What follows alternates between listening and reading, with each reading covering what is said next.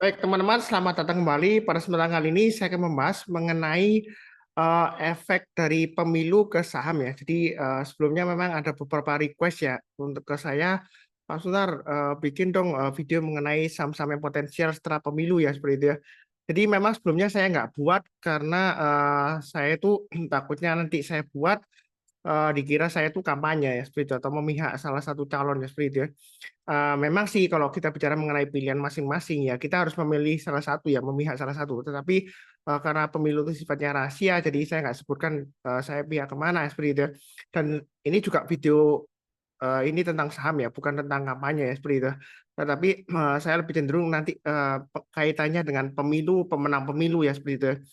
Eh, terus mungkin jangan lupa ya nanti hari ini tanggal 12 Februari 2024 hari Senin ya. Jadi hari Rabu itu tanggal 14 Februari adalah voting day ya, hari pemilihan umum ya.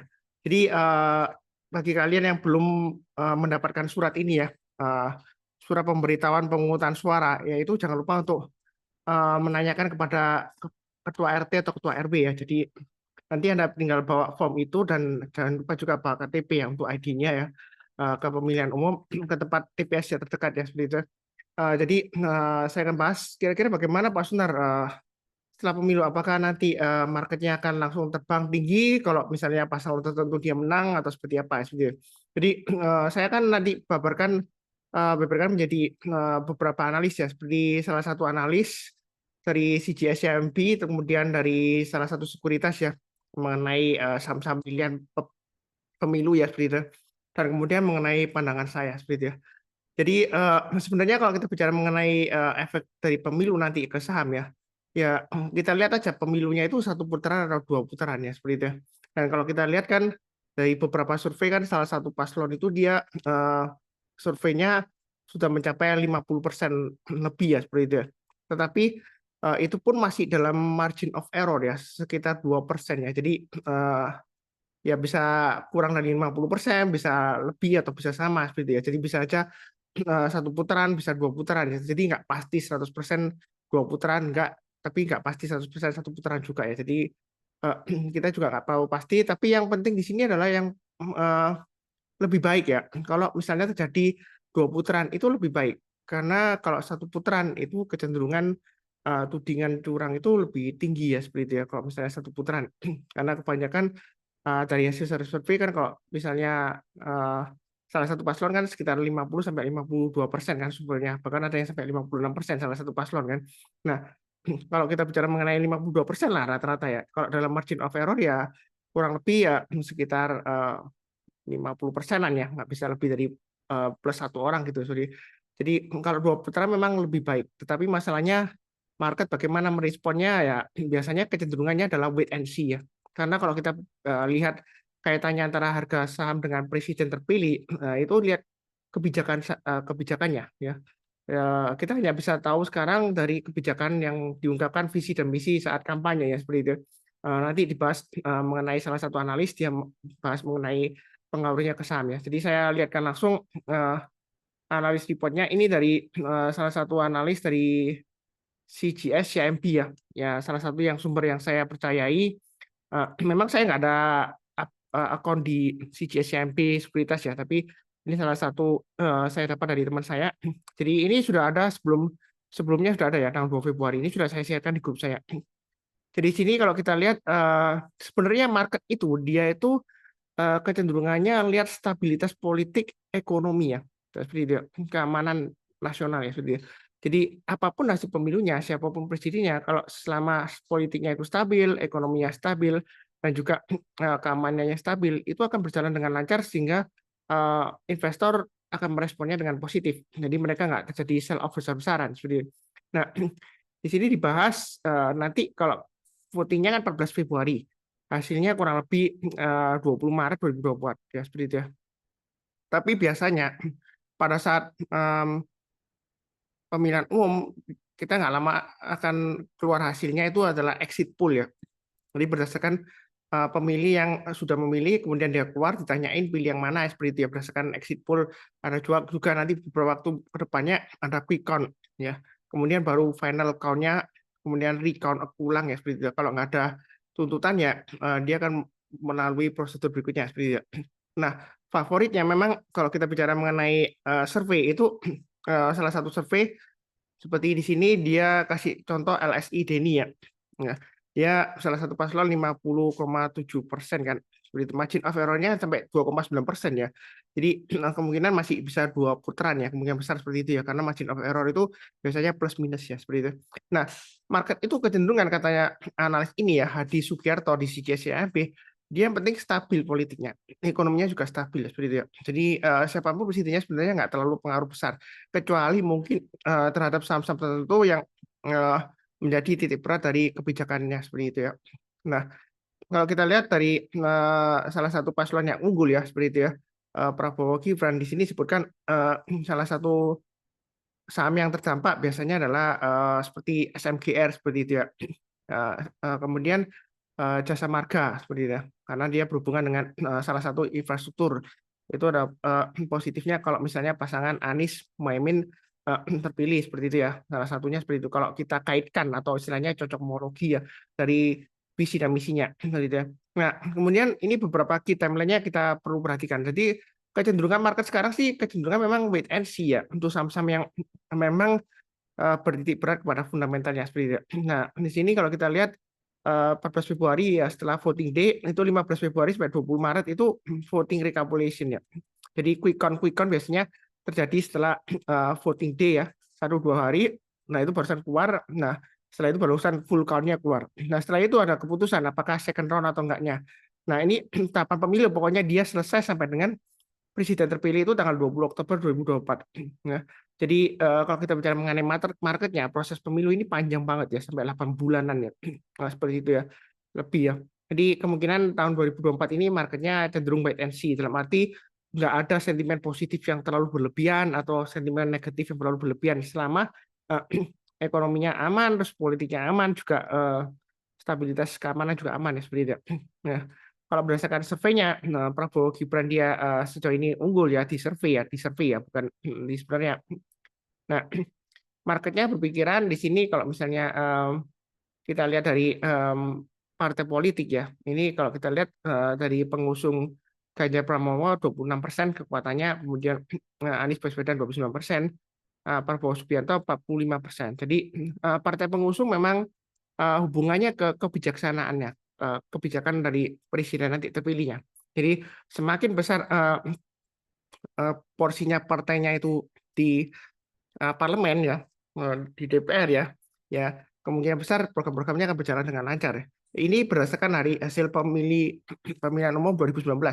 Jadi 2024 bisa bergeser juga ya porsinya seperti ini ya, ya partainya. Jadi kalau sebelumnya memang kalau kita lihat koalisi terbesar di Prabowo Subianto. Jadi kebijaksanaannya kalau misalnya tetap sama ya kebijakannya itu akan berjalan umumnya lebih lancar. Apalagi kalau Prabowo Subianto dia berhasil menggandeng partai politik yang lainnya ya akan berjalan dengan lancar semua kebijakannya seperti itu ya.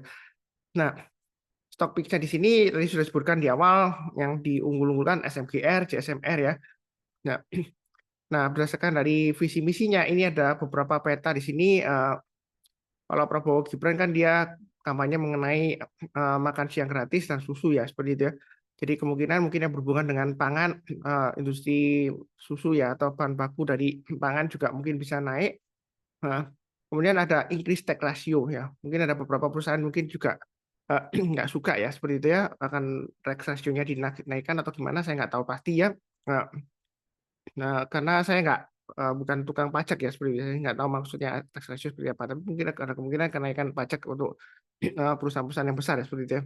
Nah, kemudian ada yang calon pertama dia freedom of expression, kemudian transparent law dan lain-lain ya seperti itu ya. Dan dia juga re-evaluating budget for the new capital city IKN ya seperti itu. Jadi sama-sama infrastruktur mungkin masih lesu ya kalau misalnya Anies dan Caimin terpilih karena dia akan direvaluasi budgetnya. Ya, kalau Ganjar Mahfud sih dia nggak terlalu positif ke IKN, nggak terlalu negatif juga ya seperti itu ya. Ya mungkin dilanjutkan, tapi mungkin lebih pelan ya seperti itu ya. Dan dia yang agresif di sini adalah 7% GDP growth.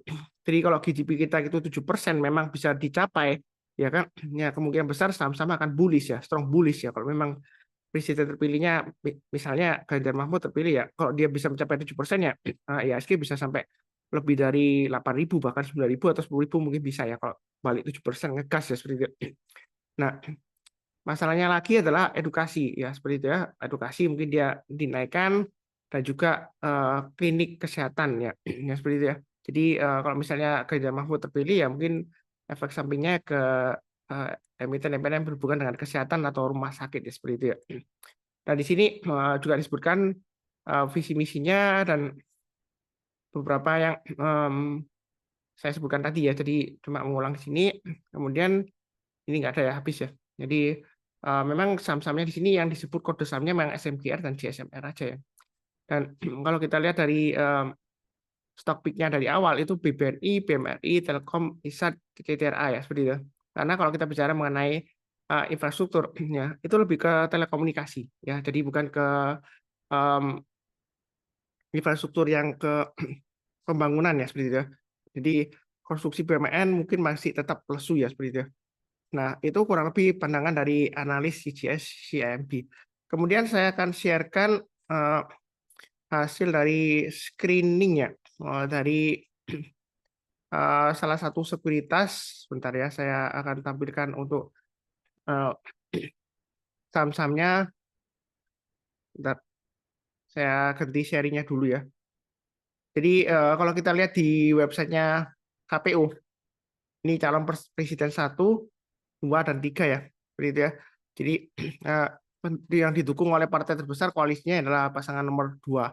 Sedangkan berikutnya yang terbesar adalah nomor 1, kemudian yang paling buncit adalah paslon ketiga seperti itu ya. Tapi nanti kita lihat apakah komposisi ini akan berubah setelah pemilu 2024 karena partai politik juga suaranya akan berubah persentasenya seperti itu ya.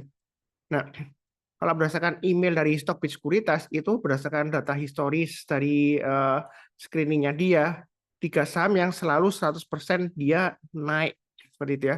Average return-nya juga di atas 5%, yaitu KLBF, JSMR, dan ASI. Nah, saham yang saya punya adalah saham ASI. Saya sudah cerita di grup, saya sebelumnya cut loss saya sudah saya sebutkan di 5.400 dan 5.200.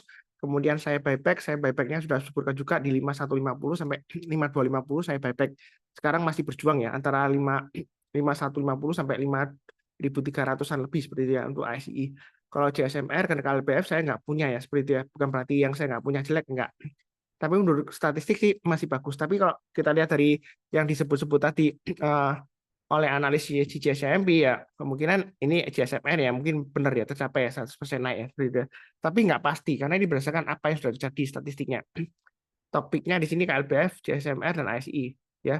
Kemudian dia lihat untuk referensinya di sini yang 100% naik itu ada beberapa ya. ADI, ASI, BBCA, BBRI, GSMR, KLBF, PTBA, SMGR, Unilever ya seperti itu.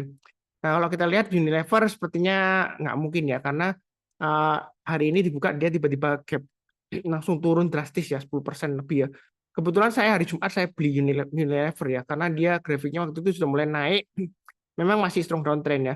Ternyata hari ini dibanting lagi ya seperti itu. Ya apa boleh buat ya seperti itu ya. Jadi di sini untuk emiten Unilever ini saya loss ya, tapi untungnya masuknya saya belum banyak ya. Saya sudah share juga di grup juga. Ya saya cut loss bagian. Nanti kalau dia turun lower low ya saya buang semuanya ya di lever ya. Nah seperti itu. Dan kalau pilihan saya sendiri dari saham-saham yang disebutkan di sini, pilihan saya jatuh pada BBCA, kemudian BMRI dan BBNI ya kalau perbankan ya. Jadi emiten perbankan itu dia masih solid ya. Kenapa emiten perbankan solid? Karena dia itu memang sih kalau kita bicara mengenai emiten BUMN itu resiko ya, resiko kasus korupsi ya seperti itu, penyalahgunaan ya, gitu ya. Nah, tapi kalau kita lihat dari resikonya, saham perbankan itu beda ya. Kalau perbankan BUMN dengan yang BUMN non perbankan, nah. Contohnya konstruksi BUMN lah ya. Kalau yang BUMN perbankan itu pengawasannya ketat ya, karena ada pengawasan dari BI dan OJK. Semua transaksinya itu terrecord ya. Jadi orang kalau mau korupsi atau menyalahgunakan pencucian uang di perbankan itu agak susah ya. Walaupun ada lah loophole-nya mungkin ada, tapi agak susah ya. Seperti itu ya.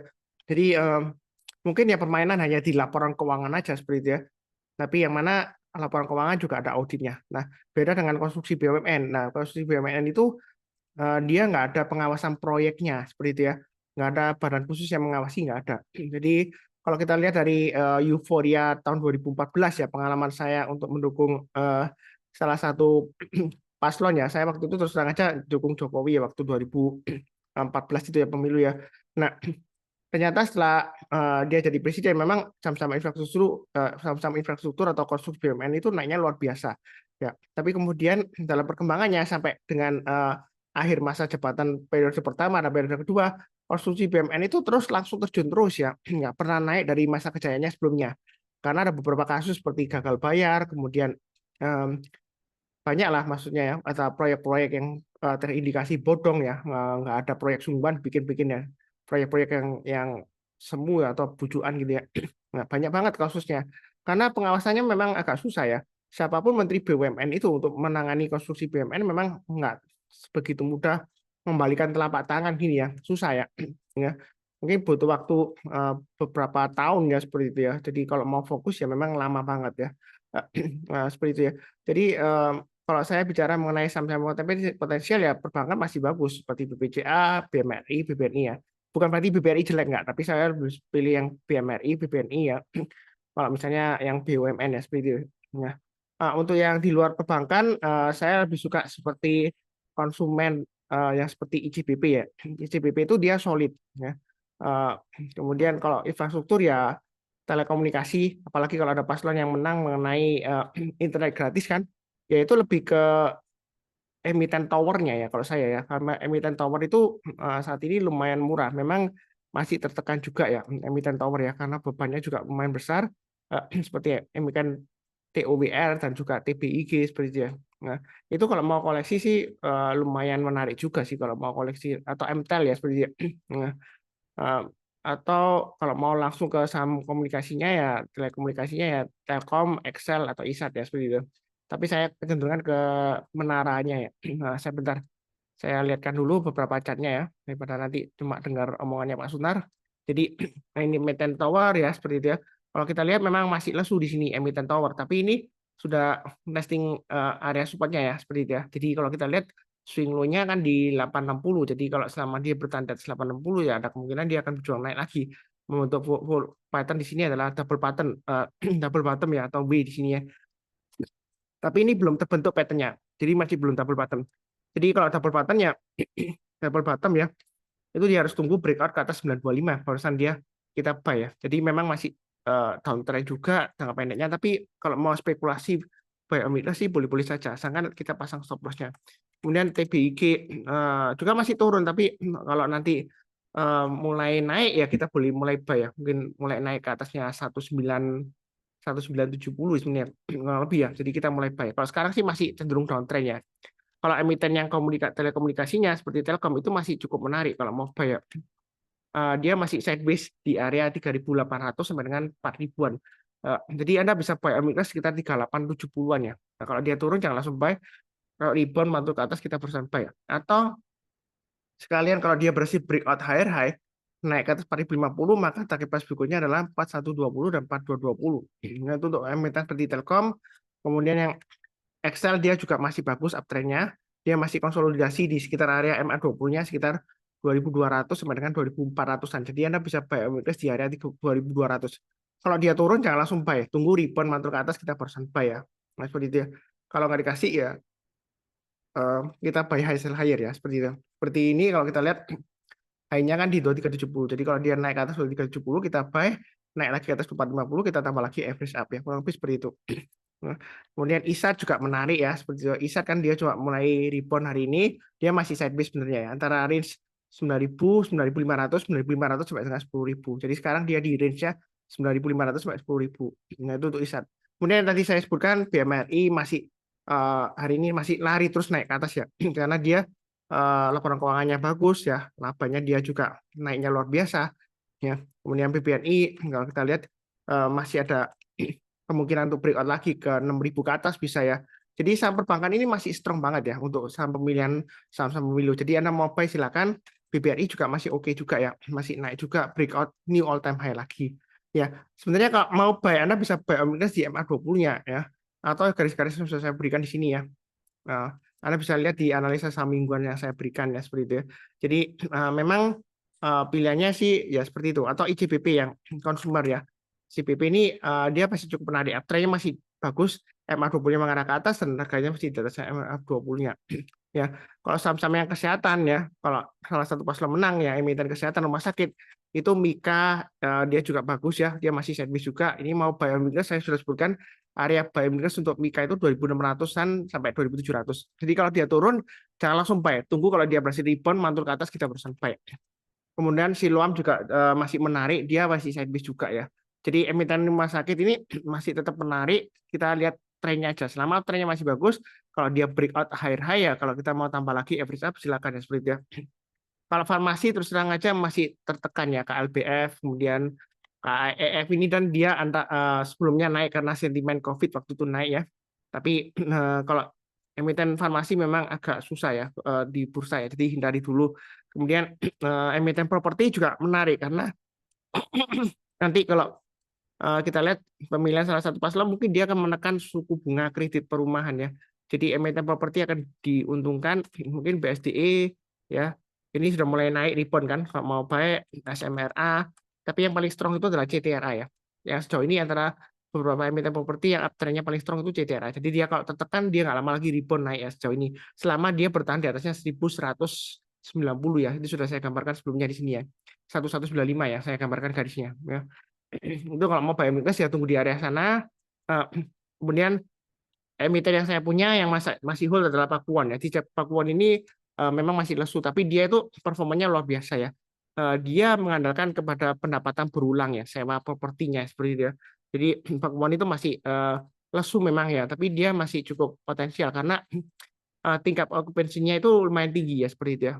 Itu untuk tapi emiten properti seperti itu. Kemudian emiten energi. Nanti emiten energi seperti ITMG, ya kan? Ini kan sudah mulai rebound ya, ADRO ya, kemudian PTBA dan sebagainya. Itu kemungkinan dia sentimen dividen, bagian dividen karena kalau kita lihat memang pendapatannya itu nggak sebesar sebelumnya, ya laba bersihnya mungkin turun drastis, tapi kemungkinan kalau kita lihat dari dividen yield-nya itu masih bisa di atas 5% ya dividen yield-nya. Jadi orang-orang masih ngincar dividennya juga menjelang nanti pengumuman dividen ya, seperti itu ya, dividen interim ya seperti itu. Jadi untuk emiten yang berhubungan dengan batubara sih masih cukup menarik. Kalau kita lihat hari ini pagi ini tanggal 12 Desember, maaf 12 Februari 2024 ya. Hari ini hari Senin kan 12 Februari 2024 emiten yang berhubungan dengan nikel dia naik rebound ya. Technical rebound aja sih kalau kita lihat ya. Karena downtrendnya masih cukup kuat. Inco ini kan MA20 mengarah ke bawah. Tadi pagi kebetulan di grup saya ada yang tanya, Pak Sunar, Inco bagaimana bisa buy nggak? Ya saya bilang kalau nanti menjelang penutupan nanti hari ini tanggal 12 Februari 2024 kalau dia masih bertahan di atas 4.000 kalau Anda mau spekulasi buy on weakness boleh aja. Tapi jangan terlalu banyak karena dia masih strong downtrend. Ya. Begitu juga dengan Antam. Dia udah mulai rebound, tapi Antam kan sebelumnya dia downtrend-nya masih cukup kuat ya. Seperti itu ya.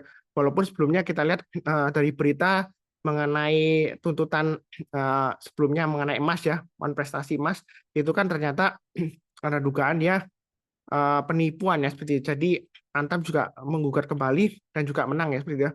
Jadi ada kemungkinan rebound, tapi kalau saya sih lebih fokus ke pergerakan harga sahamnya, bukan ke eventnya atau beritanya seperti itu ya. Ini masih strong downtrend, jadi masih belum buy. Kalau maupun Anda mau buy Antam itu amannya tunggu aja kalau dia naik ke atas 1580 minimal ya. Ya. Karena ini downtrend masih kuat, jauh di bawahnya MA20-nya ya. MA20-nya mengarah ke bawah.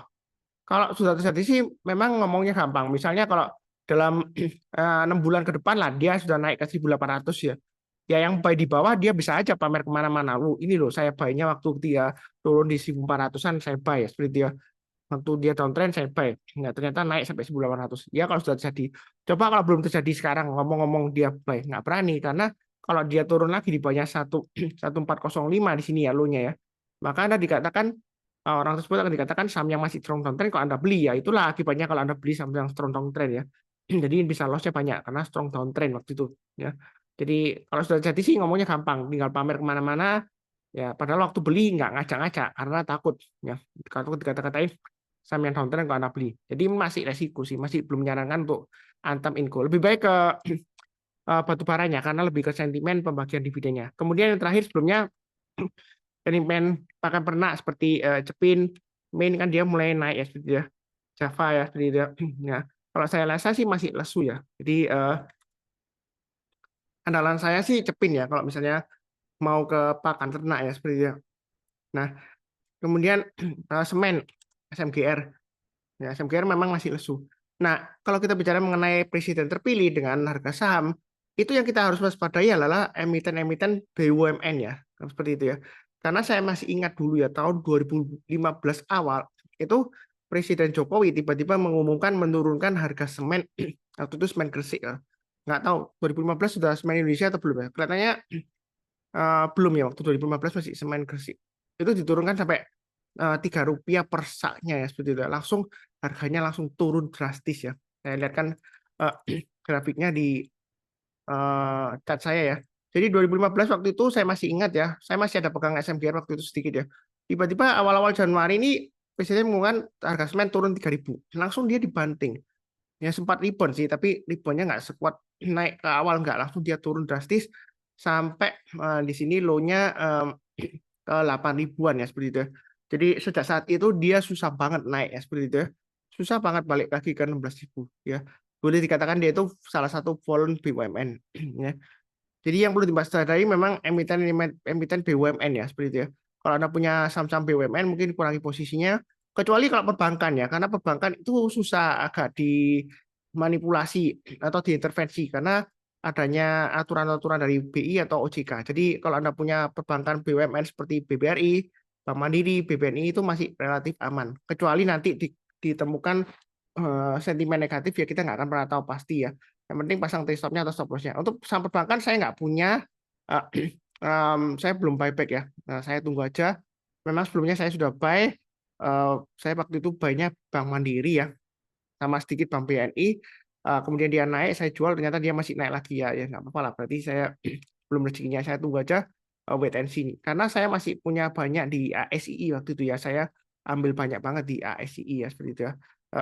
Dan saat ini memang masih lesu ya ASI ya. Tapi kalau kita bicara mengenai ASI memang selama dia masih bertahan di atasnya 5.200 ya, itu masih ada harapan.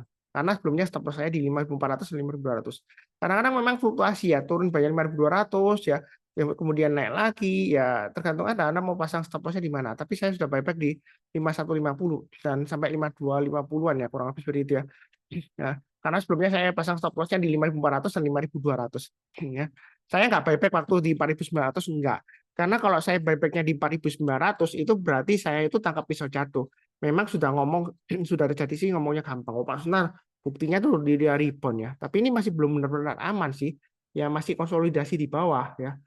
Antara dia sideways kemudian berjuang naik atau sideways kemudian dia turun, kita nggak akan pernah tahu pasti karena dia masih di bawahnya 5.400 masih cenderung bearish. Sebenarnya untuk ASI ini sudah saya sebutkan, kalau dia masih di bawahnya 6.000, ini support psikologi sebelumnya. Jadi selama dia itu masih di bawahnya 6.000 untuk ASI, dia akan cenderung bearish atau sideways di bawah lama, begitu ya. Jadi jangan harap dia akan naik tinggi terbang kalau dia masih di bawahnya 6.000.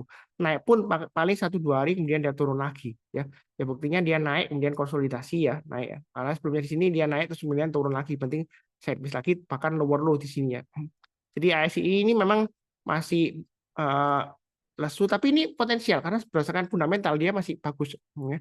Pendapatannya bagus, labanya juga bagus. Nah, terakhir sentimen karena ada berita negatif untuk penyalahgunaan Daihatsu sebelumnya, kemudian mesin diesel. Yang mana mesin diesel itu sudah dijelaskan oleh salah satu petinggi Astra, dia bilang pengaruhnya nggak terlalu besar, mungkin ke mobil yang Fortuner yang diesel ya seperti itu. Nah, tapi saya lihatnya sih ASI ini masih ada potensial untuk naik lagi paling tidak nanti mendekati dividennya atau pengumuman dari full year laporan keuangannya. Kalau laporan keuangannya dia bagus, ya dia akan naik lagi paling nggak 6 ribuan lah masih bisa ya seperti itu.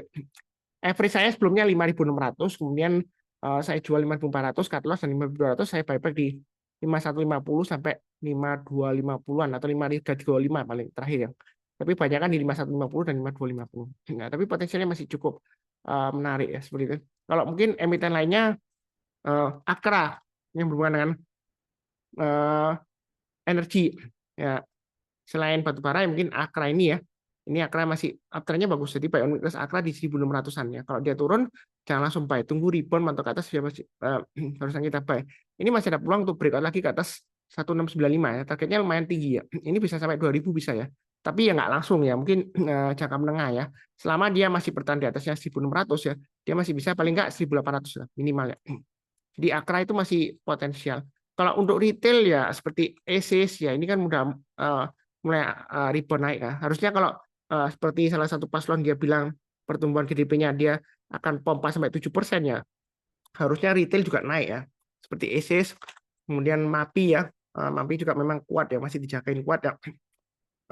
Era yang berhubungan dengan smartphone. Terakhir memang saya punya Era tapi kena stop loss saya jual. Ternyata setelah saya jual dia rebound naik lagi, tapi saya nggak kejar waktu itu ya biarin lah, berarti bukan rezekinya.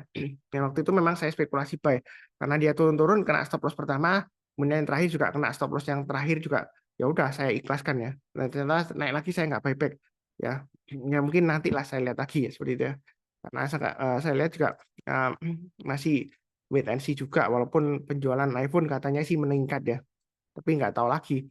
Ya, ada dari Samsung juga ya, S24, kemudian iPhone, ya, nanti juga ada Samsung lagi tipe A series kalau salah yang baru nanti Februari atau Maret ya. Ya, kita lihat aja apakah pendapatannya naik itu sebanding dengan laba bersihnya dan juga sebanding dengan harga sahamnya. Tapi menurut saya sih masih lesu ya, untuk emiten yang era ini atau MAPI ya. Atau RALS yang biasanya jarang diperbincangkan adalah RALS. RALS masih ke bawah ya seperti itu. Ya, ya.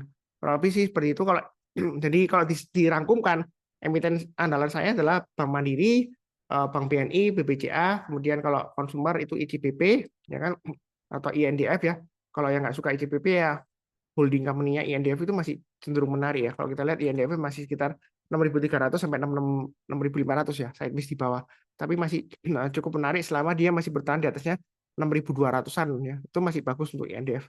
Ya kalau emiten lainnya mungkin emiten rumah sakit ya. Anda bisa pilih Mika atau Silo ya, buy on weakness saja. Jadi ketika dia koreksi di bond mantul ke atas kita barusan beli ya seperti itu. Atau berhubungan dengan energi, Akra ya, ITMG itu boleh kalau mau ya. Ada RO ya seperti itu. Properti juga menarik karena nanti kalau 2024 kuartal kedua dia ada penurunan suku bunga ya, maka suku bunga properti harusnya juga turun. Presiden terpilih harusnya juga berusaha untuk menurunkan suku bunga kredit properti ya seperti itu ya. Jadi harusnya bergairah kembali untuk sektor properti ya. Tadi sudah saya sebutkan saham-sahamnya juga seperti itu ya. Jadi saran saya tetap untuk fokus ke saham-saham yang ada di portfolio dan juga di watchlist Anda ya seperti itu ya. Jadi yang sudah punya sahamnya pasang aja trailing stop-nya atau stop loss-nya untuk jagain posisinya. Kemudian yang paling penting adalah untuk tanggal 14 Februari ini ya, hari Rabu, itu jangan lupa untuk nyoblos ya ke TPS ya. Karena dengan kita memilih ya, nah itu kita akan menghindari resiko kecurangan. Karena biasanya kecurangan itu terjadi karena suara-suara yang tidak terpakai. Jadi kalau nggak datang ke TPS ya, surat suara kita yang sudah disediakan itu ada kecenderungan disalahgunakan. Tapi saya nggak nuduh ya. Tapi kebanyakan modusnya seperti itu ya. Jadi lebih baik kita datang memilih, jangan golput, itu saran saya. Karena boleh pilih paslon 1, 2, atau 3 terserah ya. Saya nggak menyarankan karena video ini bukan kampanye saham ya. Bukan maksudnya video ini bukan kampanye yang berhubungan dengan saham ya. Seperti itu ya. Ya memang efek pemilu ke saham, tapi bukan pilih paslon ini kemudian kalau Anda mau saham ini naik enggak ya. Seperti itu ya. Jadi tetap pilihan ke masing-masing. Saya nggak ada maksud untuk kampanye politik ya. Ya kurang lebih sih seperti itu. Mudah-mudahan bermanfaat. Jangan lupa subscribe, like, nyalakan lonceng notifikasinya supaya nggak ketinggalan. Seperti biasanya, saya doakan selalu semuanya selalu sehat, damai, dan sejahtera selalu. Amin. Terima kasih. Satu hal lagi, maaf ya, minggu lalu saya nggak sempat buat videonya karena sibuk urusan untuk Hari Raya Imlek ya.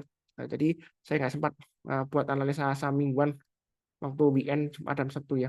Atau juga minggu juga saya masih sibuk juga. Seminggu saya ajak anak-anak keliling ya. Gitu. Tapi saya akan usahakan nanti setelah pemilu liburan itu kan 1 hari ya. Setelah nyoblos mungkin saya akan buat video lagi untuk yang saham-saham yang akan datang ya seperti itu. Kalau seperti itu tetap semangat. Sekian. Terima kasih.